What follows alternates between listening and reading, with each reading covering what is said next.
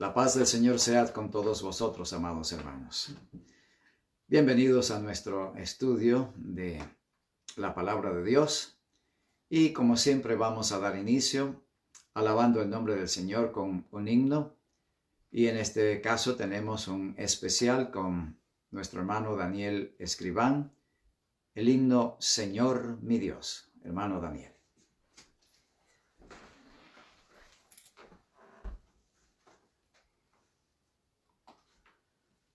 Que sea para la honra y gloria de Dios.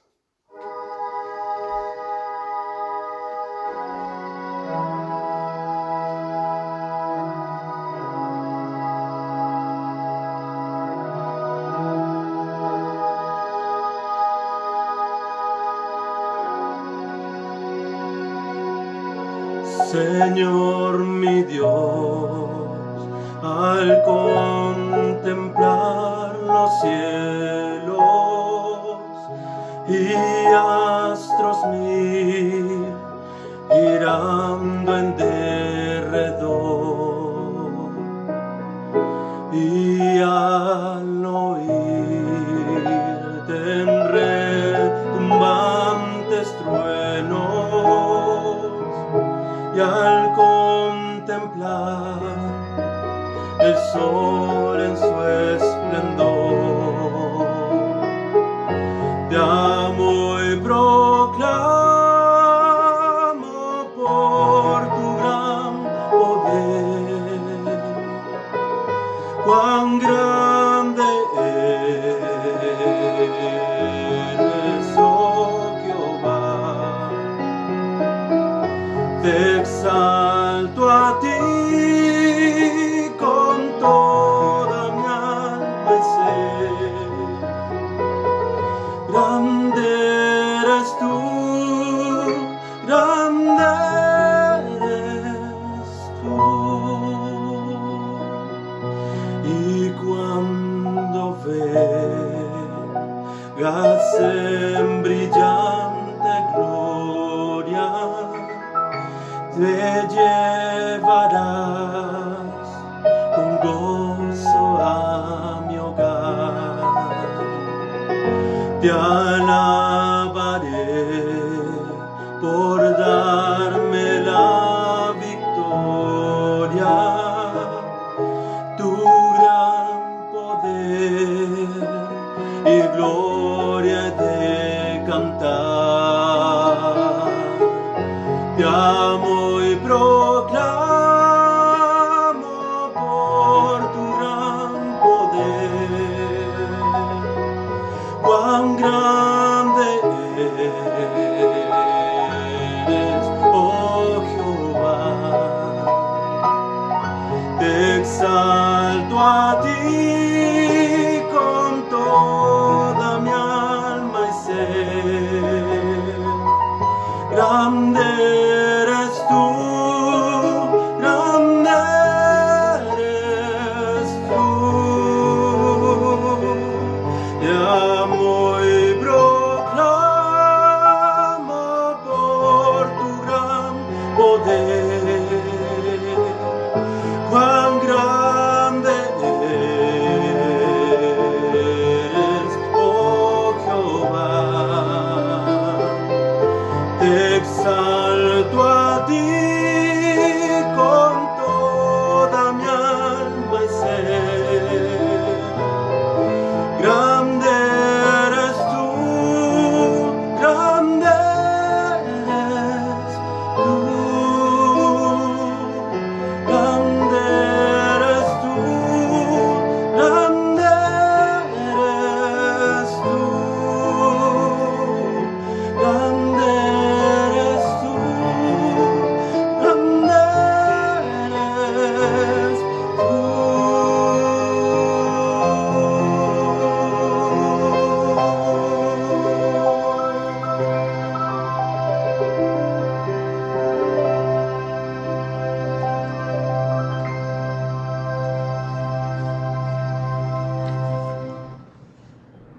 La honra y la gloria sea para Dios. Grande es nuestro Dios.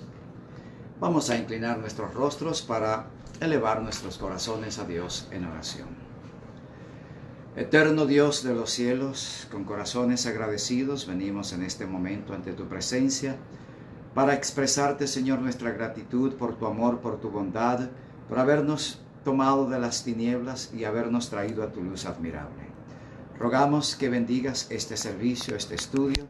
Permite que todos aquellos que se conectan para aprender de tu palabra sean bendecidos ricamente desde el cielo para recibir tu gracia salvadora, tu luz admirable, tu Espíritu Santo en plenitud y tu gracia protectora en todas las cosas. Bendice este estudio, guíanos, te rogamos con tu mano del cielo y con tu Espíritu Santo. Te lo rogamos en el nombre santo de Cristo Jesús. Amén. Bienvenidos todos, amados hermanos, a nuestro estudio. Continuamos en el capítulo 9 del libro de Romanos. El apóstol está argumentando el por qué Dios ha llamado a un pueblo que no era llamado, por qué Dios ha constituido como su pueblo aquellos que no tenían derechos, aquellos que no recibieron privilegios, aquellos quienes no habían sido llamados antes. Y continuamos en el versículo 14. ¿Qué pues diremos? ¿Que hay injusticia en Dios? En ninguna manera. La pregunta surge cuando Pablo se coloca en el lugar de sus lectores, siguiendo la línea de ideas que él viene presentando. El que tenía el derecho legal por haber nacido de primero, Esaú, es puesto a un lado para dar lugar al que no tenía tales derechos. Esaú, como concluimos anoche, representa a la nación que recibió todos estos privilegios, recibió todas esas bendiciones y el derecho de la primogenitura por ser descendientes materiales, físicos de los patriarcas. Entonces, cabe la pregunta, bueno, ¿es injusto Dios al hacer tal cosa? El apóstol se apresura a responder de inmediato, en ninguna manera. El punto es que, y es el argumento que Pablo está utilizando, Dios es quien elige a quien toma como instrumento. Dios, como suprema autoridad, tiene la potestad de hacerlo. El problema es que ante esa realidad, Dios puede quedar como un ser arbitrario, como un ser que impone a capricho su voluntad, y es lo que es necesario ser cuidadosos al presentar este tema.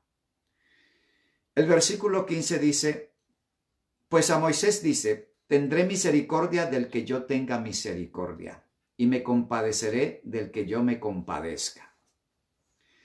Pablo, una vez más, cita la palabra de Dios para darle soporte a sus ideas. Él toma el texto de Éxodo 33, 19. Dice, y le respondió, yo haré pasar todo muy bien delante de tu rostro, y proclamaré el nombre de Jehová delante de ti, y tendré misericordia del que tendré misericordia, y seré clemente para con el que seré clemente. Interesante.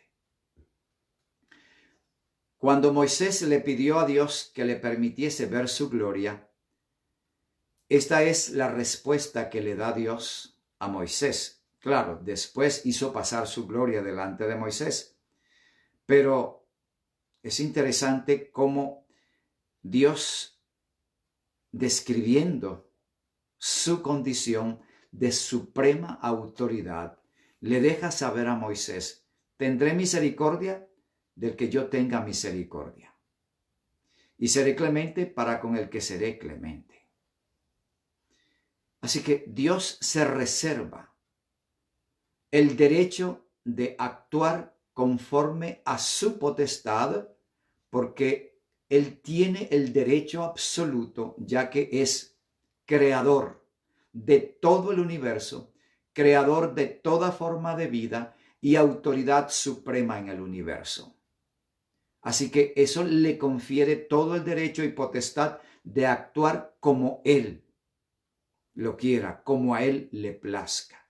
Nosotros no tenemos esa facultad porque somos simples criaturas, pero Dios, la máxima autoridad en el universo, tiene todo derecho.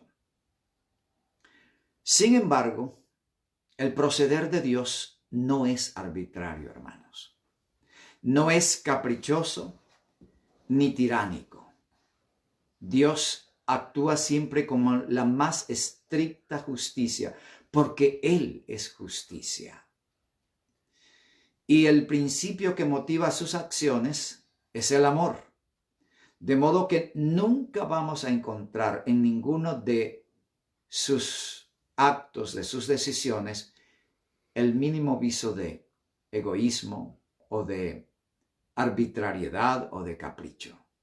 Dios no es eso. Es todo lo contrario. Es amor. Así que tendré misericordia del que yo tenga misericordia. O sea, seré misericordioso con aquel a quien yo haya mostrado misericordia. Eso es lo que está diciéndole el Señor. Y ello se basa en lo que Dios conoce. ¿Quién realmente va a apreciar, valorar la misericordia de Dios? ¿Y quién va a actuar en conformidad con ese acto o esa muestra de misericordia de parte de Dios? Versículo 16. Así que no depende del que quiere ni del que corre, sino del que Dios tiene misericordia. Esto podría decir, bueno, yo puedo querer, puedo desearlo y puedo procurarlo, y entonces solo de aquel de quien Dios en sus caprichos se apiada. Así que si alguien quiere, alguien lo desea y lo busca, Dios dice: no, tú no me gustas, yo elijo al otro. No, en absoluto. El Salmo 51, 17 nos dice: los sacrificios de Dios son el espíritu quebrantado. Al corazón contrito y humillado no despreciarás tú, oh Dios. Esta verdad expresada por un David arrepentido después de un grave pecado muestra que la misericordia de Dios se muestra sobre los que tienen un corazón contrito y humillado. Pero ¿quién en el mundo tiene un corazón contrito y humillado? El Espíritu Santo de Dios está siempre trabajando en todo el mundo, con todos los pueblos, con todas las razas, aún en los que no tienen la menor idea de lo que es Dios. Y hay corazones sensibles al toque del Espíritu Santo a través de la conciencia. Recordemos que Dios habla a través de la conciencia. Lo expresó el apóstol en el primer capítulo de Romanos. Y esas personas que permiten que esa voz de la conciencia llegue a sus mentes y a sus corazones, es el Espíritu Santo tocando sus vidas, a ellos el Señor extiende su misericordia. Pero el que se endurece, el que se aparta y reniega de esa voz, cauterizando así su conciencia, el Señor quiere tener misericordia, pero la misma persona se endurece. Así que no depende del que quiere. ¿En qué sentido? ¿Del que quiere qué? Dios no va a rechazar nunca al que viene a Él con el sincero deseo de salvación. Todo lo que el Padre me da, vendrá a mí, y al que a mí viene, no le echo fuera, dijo Jesús, Juan 6:37. El problema es, y esto es lo que Dios se reserva en su plena potestad, que hay personas que pueden buscar a Dios por intereses. Es increíble, ¿sí? Se puede venir a la iglesia por intereses materiales, recibir ayuda de la iglesia. La iglesia es una institución benéfica que extiende su mano de socorro para quienes lo necesitan, y hay personas que pueden venir, soy testigo de eso, solo por el interés del beneficio que se obtiene en la iglesia.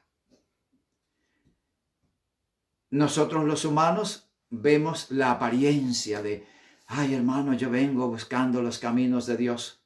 Pero Dios conoce que el verdadero móvil de esa persona puede ser egoísta, buscando la ayuda o buscando otro beneficio o posiciones.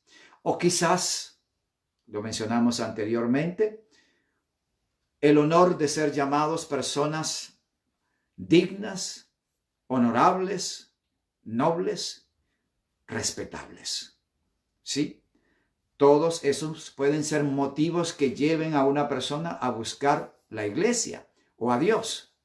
Pero Dios, que conoce ese corazón, dice, no depende del que quiere ni del que corre.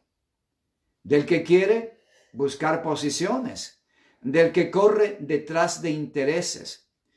Lo otro es, se puede buscar a Dios por miedo. El deseo de escapar de las llamas del infierno ha movido a muchas personas a buscar una iglesia.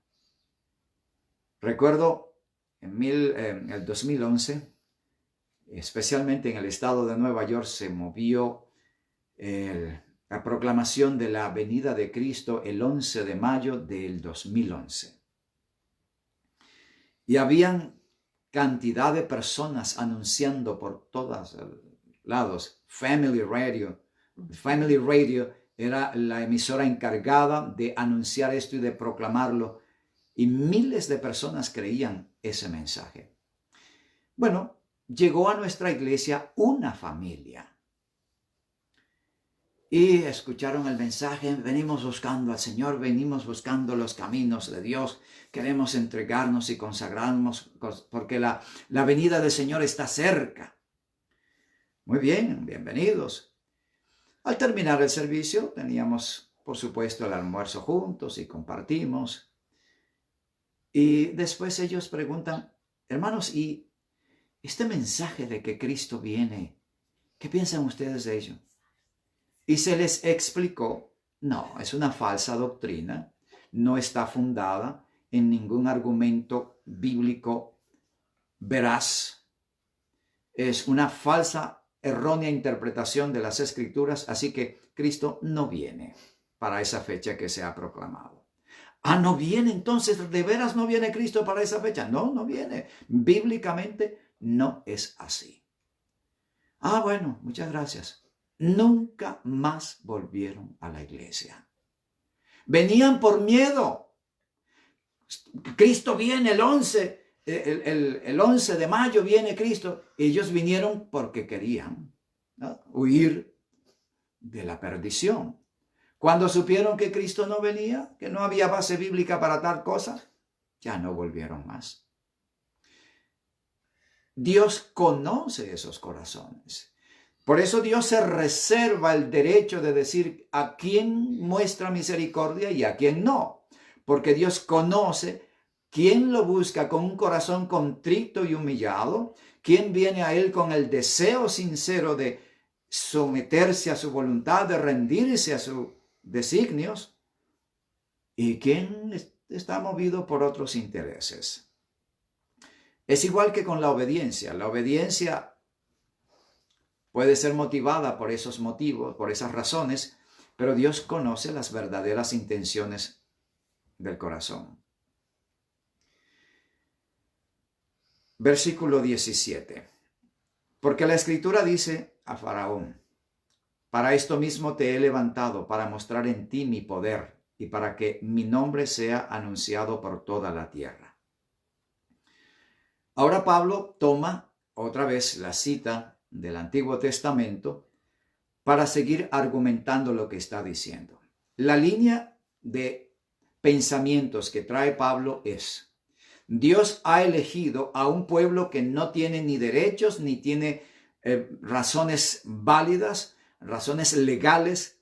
Dios ha elegido a los gentiles porque Dios conoce, Dios sabe a los que tenían el privilegio y el derecho y que lo rechazaron, y a los que no teniendo eso han abrazado de todo corazón. Esa es la línea que el apóstol quiere presentar. Y quiere presentar que Dios tiene la potestad, el derecho, la autoridad para hacer los cambios que Él decida hacer por ser la suprema autoridad. Es más, Él es quien elige el instrumento que le va a servir. Dios es quien decide a qué instrumento toma para que sea luz para el mundo. A los que llamó para que fueran luces, solo fueron tinieblas. A los que llamó para que representaran su verdadero carácter, solo se logró que el mundo aborreciera a Dios por culpa de los instrumentos, lamentablemente. Por eso Dios, que conoce la mente, el corazón de cada uno, es quien tiene la libertad, el poder y la autoridad para decidir: este va a ser mi instrumento. Pero el caso de Faraón plantea algo interesante, porque la Biblia nos dice: yo voy a endurecer el corazón del Faraón para que no os deje ir. Y uno se pregunta cuando lee la Biblia por primera vez o que no conoce el significado de estas cosas: así que el pobre Faraón fue una víctima de la arbitrariedad de Dios. ¡Wow! ¿Y qué tan bueno es Dios después de todo? Pero cuando uno estudia con cuidado y analiza la situación, nos vamos a dar cuenta que en ninguna manera Dios actuó de forma caprichosa o arbitraria con el faraón egipcio. Como hemos dicho, en las Escrituras Dios ocupa el lugar de suprema autoridad y nada ocurre de hecho sin su aprobación. Dado que Dios es quien en última instancia decide o permite cada situación en el universo, en muchos casos la acción errónea se le atribuye a Dios. Es necesario aclarar esto para entender la conducta del faraón. La Biblia le atribuye en ciertos casos la acción equivocada, errónea, se la atribuye a Dios. Voy a citar algunos casos. En 2 de Samuel, capítulo 24, versículos 1 y 2, se nos dice: volvió a encenderse la ira de Jehová contra Israel, e incitó a David contra ellos a que dijese: ve, haz un censo de Israel y de Judá. Y dijo el rey a Joab, general del ejército que estaba con él: recorre ahora todas las tribus de Israel desde Dan hasta Beerseba, y haz un censo del pueblo para que yo sepa el número de la gente. ¿Ok? Aquí se nos dice: Jehová incitó a David para que tomase esa decisión. Pero ahora, exactamente sobre el mismo caso, Primera de Crónicas, escuchen ustedes, capítulo 21, versículos 1 y 2.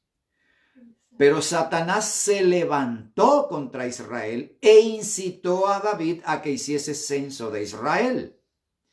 Y dijo David a Joab y a los príncipes del pueblo: id, haced censo de Israel desde Beerseba hasta Dan, e informadme sobre el número de ellos para que yo lo sepa.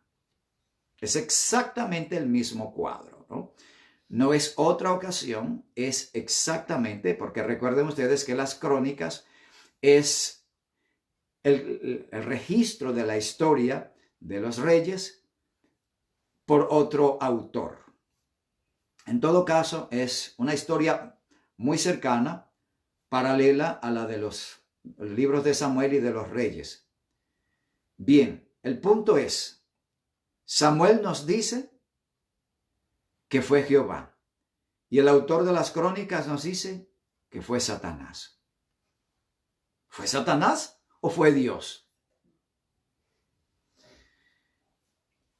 No era la voluntad de Dios que se tomase censo de Israel, especialmente en lo que se refería a cuántos hombres de guerra existían.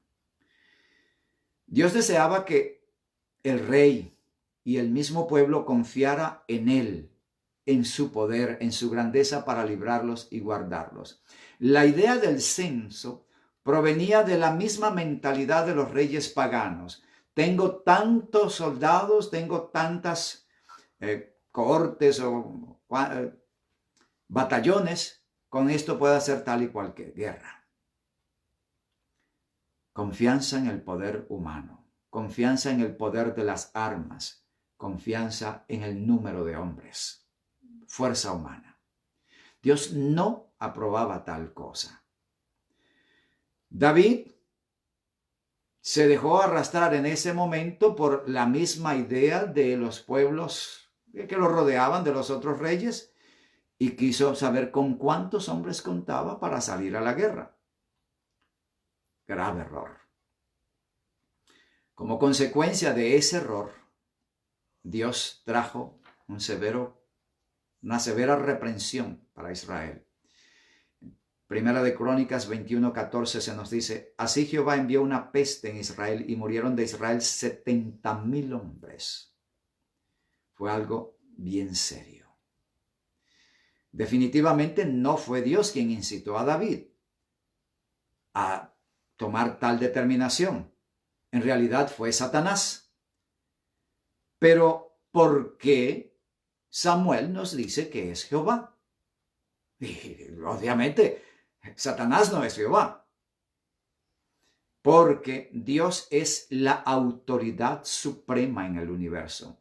Y Dios tiene poder absoluto para impedir que David o cualquier hombre realice una acción. Pero Dios, en este caso, para darle una lección a David y a todo el pueblo de Israel y a todos nosotros a su vez, permitió que David siguiera el curso de su actitud caprichosa, pecaminosa. Que Dios tiene poder para impedirlo, lo vamos a ver ahora en otro ejemplo. Primera de Samuel 19 al 20 dice, y fue dado aviso a Saúl diciendo, he aquí que David está en Naiot en Ramá. Entonces Saúl envió mensajeros para que trajeran a David, los cuales vieron una compañía de profetas y profetizaban, y a Samuel que estaba allí y los presidía. Y vino el Espíritu de Dios sobre los mensajeros de Saúl, y ellos también profetizaron. Los versículos 22 al 23 nos dice, entonces él mismo fue a Ramá, y llegando al gran pozo que está en Secú, preguntó diciendo, ¿dónde están Samuel y David? Y uno respondió, aquí que está en Naiot en Ramá. Y fue a Naiot en Ramá, y también vino sobre él el Espíritu de Dios, y siguió andando y profetizando hasta que llegó a Naiot en Ramá. Saúl, poseído por demonios, mandó un escuadrón de hombres a buscar a David para matarlo, porque esa era la intención directa, hay que matarlo. Y cuando llegaron los soldados empezaron a profetizar. Le regresaron, el Espíritu del Señor vino sobre nosotros y solo pudimos profetizar.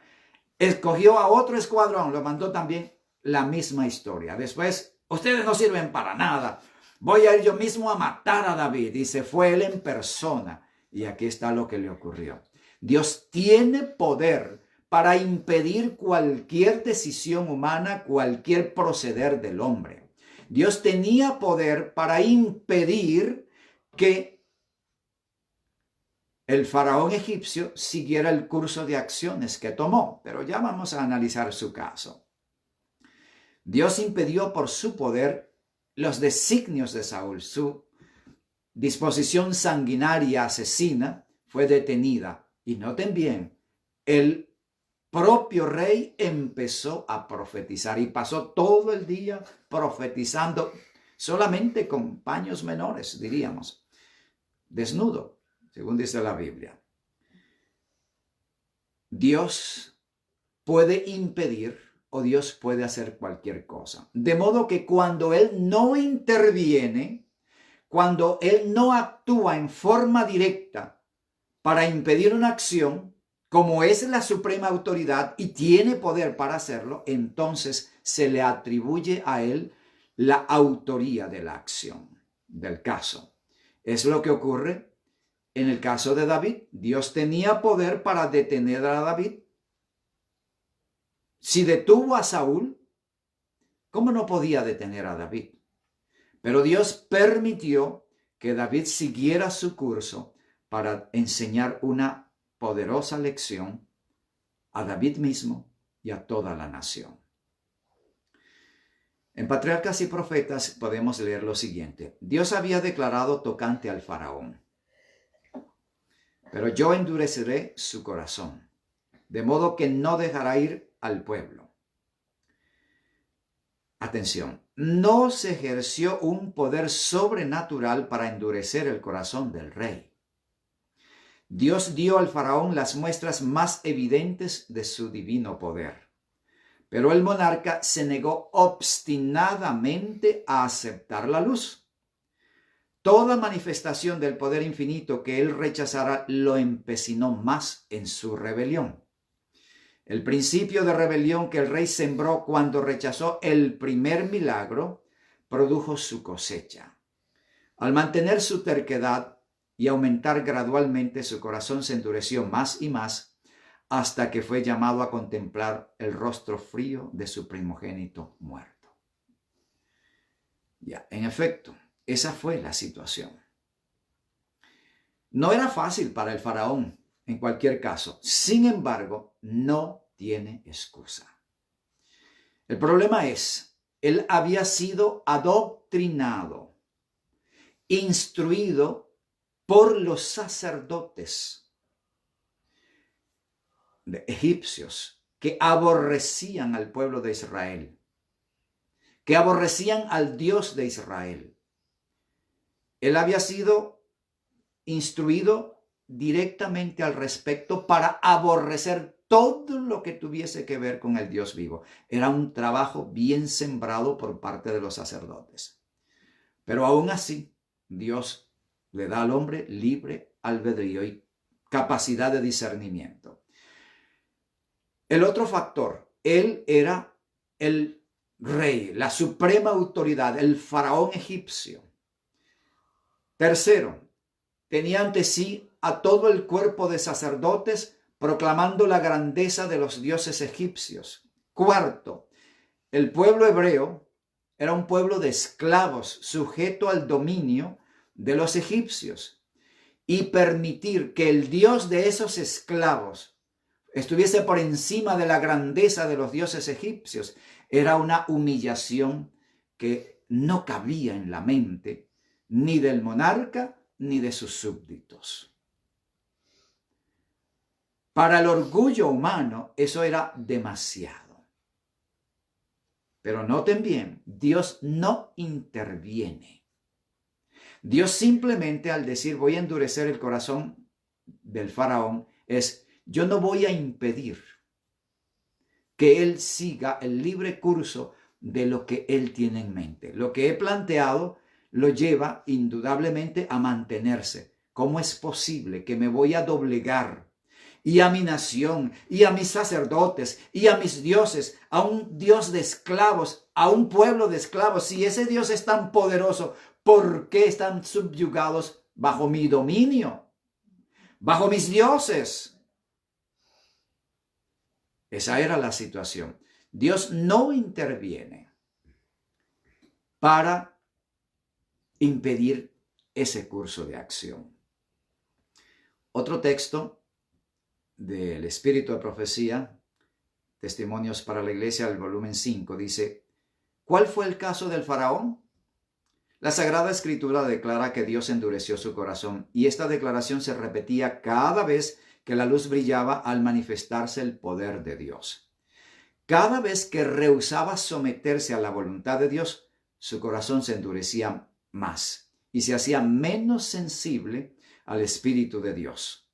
Sembró la semilla de la obstinación y Dios permitió que ésta echara raíz. Pudo haberlo impedido mediante un milagro, pero no era ese su plan. Dios sencillamente lo deja seguir el libre curso de su corazón. Lo dejó crecer y producir una cosecha según su especie, comprobando así la veracidad del pasaje de la Escritura que dice: todo lo que el hombre sembrare, eso también segará.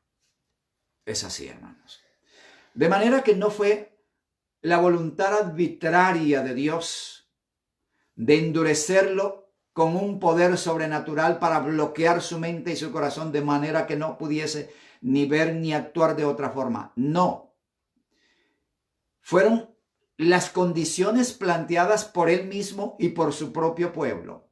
Fueron las disposiciones de su condición y el orgullo nacional, el orgullo personal, el orgullo de sus dioses, lo que lo llevaban a eso.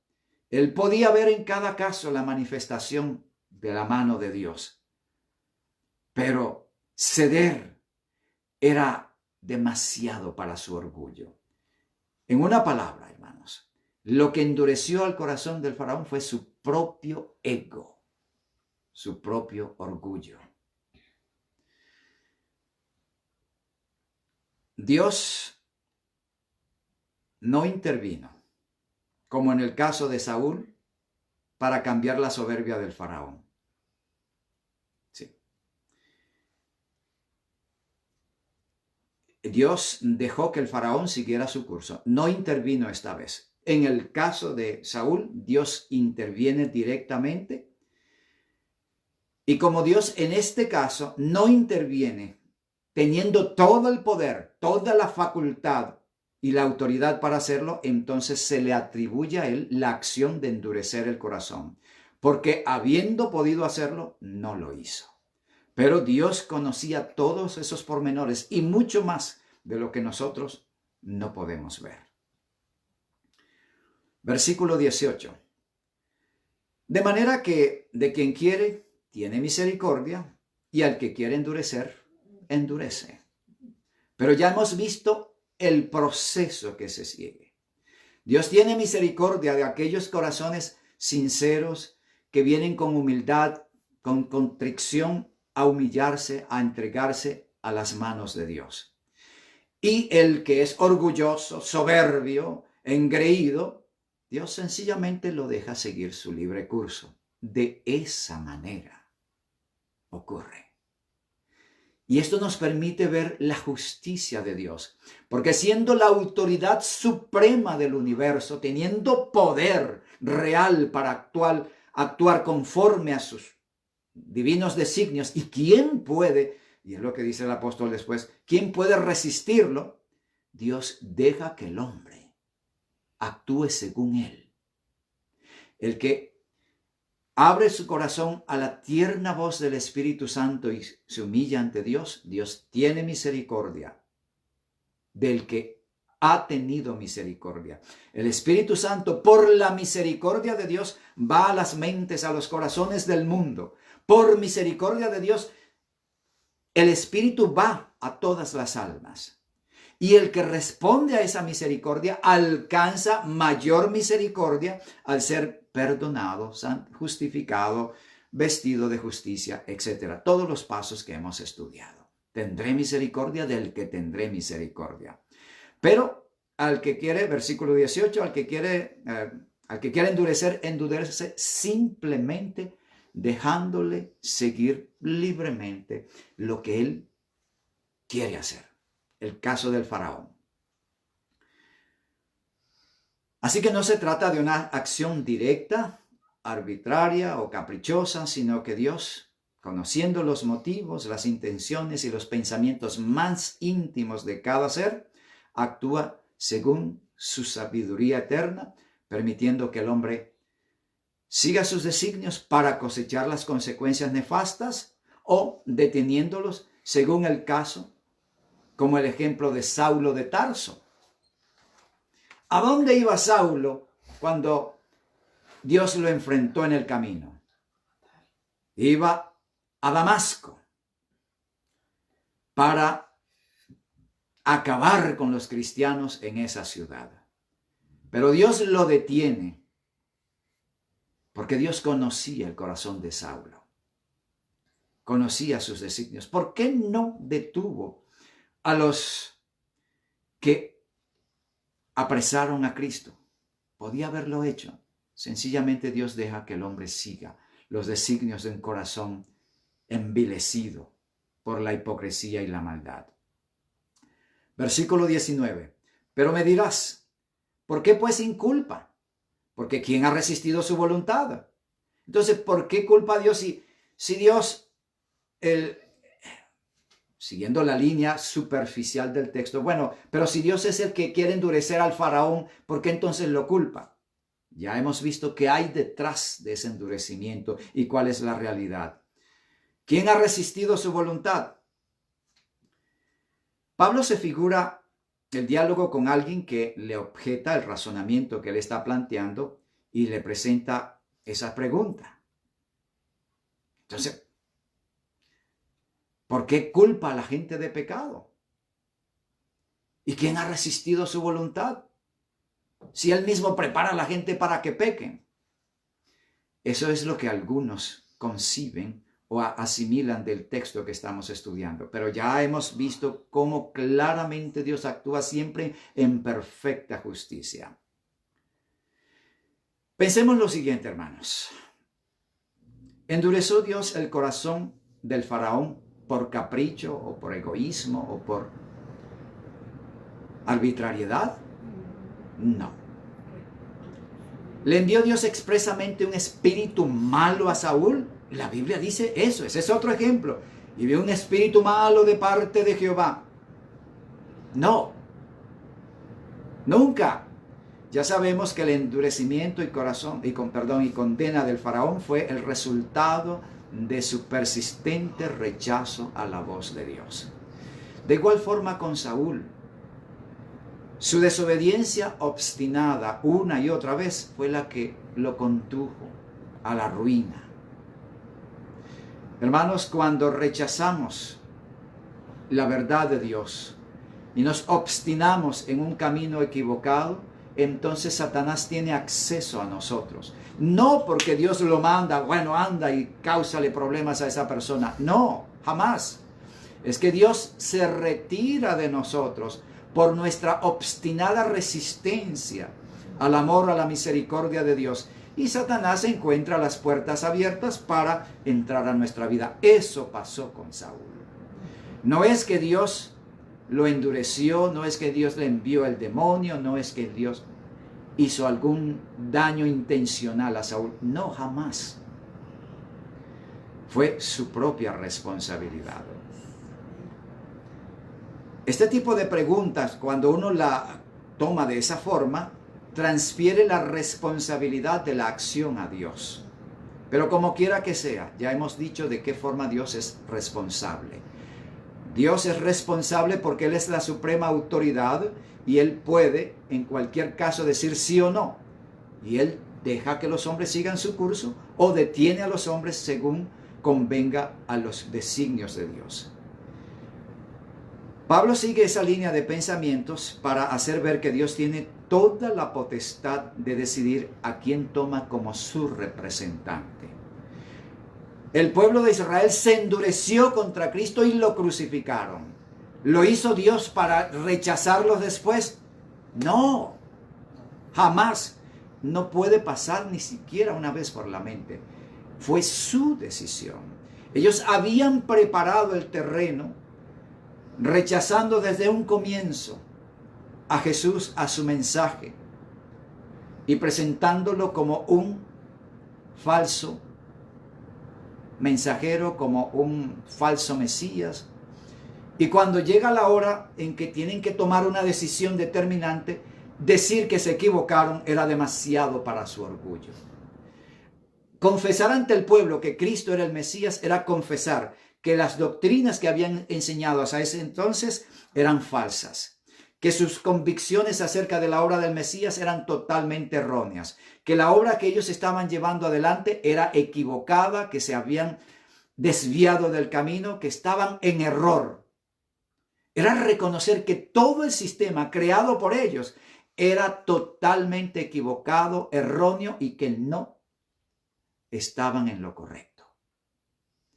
Pero eso resultaba demasiado para el orgullo de los líderes religiosos en los días de Jesús, así como resultaba demasiado para el faraón reconocer que el Dios de los hebreos era más poderoso que sus dioses.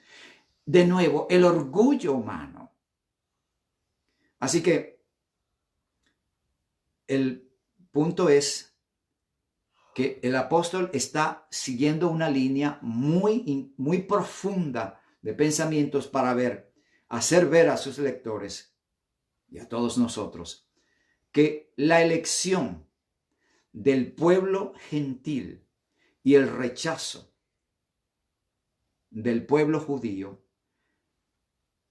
es no solamente válido, sino que obedece a la supremacía total de Dios como dueño del universo, pero que detrás de eso, hoy lo estudiamos, hay una razón que quita toda arbitrariedad y todo designio caprichoso de parte de Dios en su accionar. Bendito sea el Señor que nos permite entenderlo. Bendito sea el Señor que nos permite ver su justicia en cada proceder que Él ha tenido para con los hombres. Pablo quiere demostrar que la elección de los gentiles es decisión de Dios y nadie tiene derecho a objetar sus decisiones, aunque no entendamos las razones. Tenemos que respetar esas decisiones de Dios. Y en todo caso, ahora entendemos, al escudriñar a fondo, que en todos esos procederes Dios lo hizo en el más perfecto sentido de la justicia. Versículo 20. Mas antes, oh hombre, ¿quién eres tú para que alterques con Dios? Ese es el punto.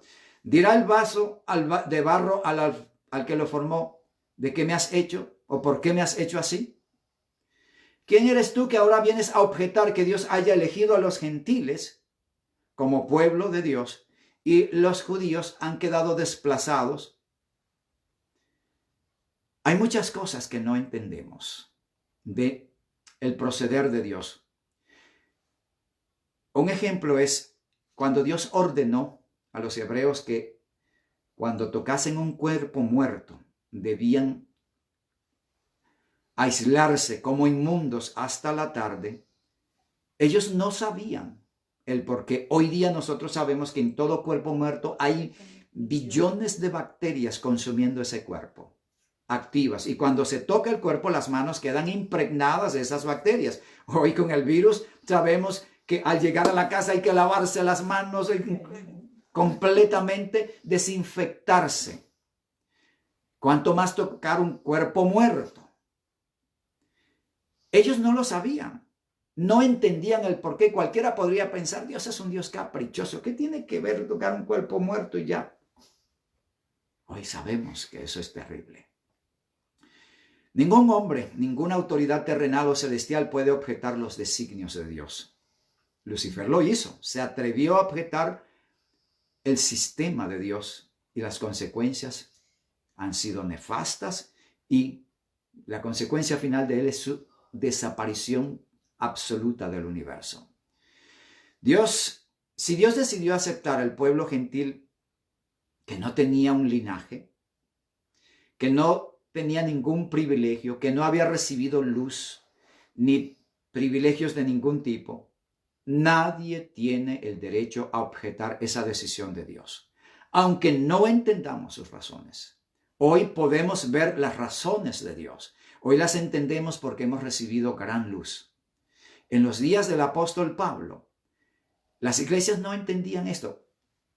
pero el apóstol, inspirado por Dios, presenta sus razones. Entonces ahora él dice, el vaso de barro, ¿cómo le va a objetar al alfarero? ¿Por qué me hiciste así o por qué me hiciste de esta forma? La figura del vaso de barro es interesante porque ilustra bien el punto que Pablo quiere expresar. Nosotros, tanto judíos como gentiles, somos eso, barro. Somos arcilla. Fuimos hechos del polvo de la tierra. Simple barro en las manos del artífice del universo. Pero Dios, en su misericordia, es clemente y misericordioso, clemente con ese barro, y actúa en base a lo que el hombre tiene en su corazón. Dios no es caprichoso. Versículo 21, ¿o no tiene potestad el alfarero sobre el barro para hacer de la misma masa un vaso de honra y otra para deshonra? Por supuesto. El alfarero decide a criterio propio qué va a hacer con ese barro que tiene en las manos. El vaso de honra era usado para tomar, por supuesto, las mejores bebidas, generalmente vinos muy selectos y de gran valor. Esos vasos especiales eran usados también en eventos especiales y se guardaban en lugares selectos en la casa. El vaso de deshonra, en cambio, era para otras necesidades, donde se depositaba no bebidas selectas, sino desechos orgánicos, desechos del cuerpo. Esos son los vasos de deshonra. Y esos vasos nadie los saca al público, los tienen bien privados. Los dos son hechos del mismo barro. La diferencia está en qué se coloca dentro de ese vaso. Hermanos, otra vez, Dios no es arbitrario. Todo depende de ti. Somos vasos de honra cuando somos llenos del Espíritu Santo. Nos convertimos en vasos de gran precio por el contenido que llena nuestra mente y nuestro corazón. El agente divino, el Espíritu Santo llena la mente, llena el corazón, llena este templo. Entonces somos vasos de honra, santificados, elegidos, perfeccionados para gloria de Dios. Vasos de honra. Pero, ¿qué ocurre cuando nuestros corazones, por el endurecimiento, por el orgullo, por el egoísmo, la vanidad propia, mantenemos obstinadamente una actitud adversa a Dios y cerramos nuestros corazones como el faraón, como Saúl, como Judas, a la obra de Cristo? Somos llenos de envidias, de celos, de rencores, de odios, de toda suerte de carnalidad, de mundanalidad. Somos vasos de deshonra por lo que tenemos dentro. Amados hermanos, dejemos que Cristo llene nuestros corazones, llene nuestras mentes con el poder, con la gracia de su Espíritu Santo para hacer esos vasos para honra. Porque Dios quiere que cada uno de sus hijos sea un vaso para honra, poseído, lleno del Espíritu Santo. Así que si Dios nos llamó a nosotros gentiles para ser vasos de honra para su gloria, démosle gloria. Y si el judío endureció su corazón y rechazó al Mesías y aún se mantiene, es un vaso de deshonra, es su decisión. Dios es justo y Dios es glorificado a través de los vasos que han abierto su corazón a Él. Bendito sea nuestro Dios por este amor, por esta misericordia de Dios. Amén. Inclinemos nuestros rostros para orar al Señor. Querido Padre que estás en los cielos, una vez más venimos ante ti con corazones llenos de gozo, llenos de alegría, porque a través de tu palabra tú nos muestras tu justicia, tu rectitud, tu perfecta equidad al actuar con los hombres. En ningún momento ha habido arbitrariedad o capricho, sino que siempre en tu amor has actuado en el perfecto marco de la justicia. Gracias, Señor, porque tú nos has llamado a ser vasos rehonra y nos ponemos en tus manos para que nos llenes de tu espíritu y seamos esos vasos que glorifiquen tu nombre y selectos para tu reino eterno. Amén. Bendícenos en esta noche y siempre te lo rogamos en Cristo Jesús. Amén. Amén. Que el Señor derrame sus ricas bendiciones sobre cada uno y recuerden, mañana continuamos a la misma hora. Que el Señor os bendiga.